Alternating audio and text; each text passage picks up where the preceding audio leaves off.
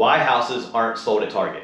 So one of the things I see with first-time home buyers especially is they don't understand market dynamics when buying a home versus the difference when they go and buy a product at a store. So if you're at Target and you're going to buy something that's right there on the shelf, there's a price tag, you know when you go to check out that that's the price for the product.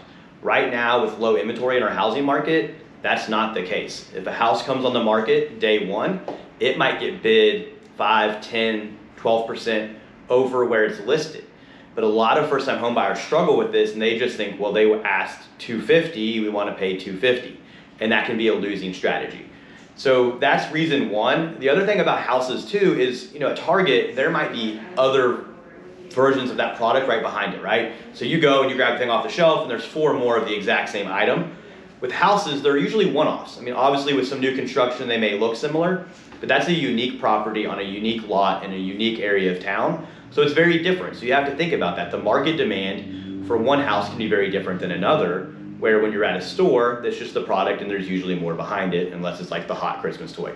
So they're not just multiple houses are the same, they are one-off, right? So you need to factor that. The other thing too is why houses aren't sold at Target is you don't just need a checkout clerk, right? You go to Target, you pick your item up, you go, you ring out, and that's the transaction.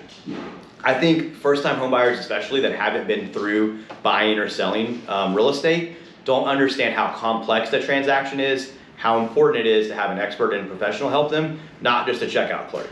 So during this transaction, things can come up, things can go sideways, you can have unexpected things creep in with the inspection report, repairs, appraisal, financing, contingencies, and you need an expert to help navigate that transaction for you.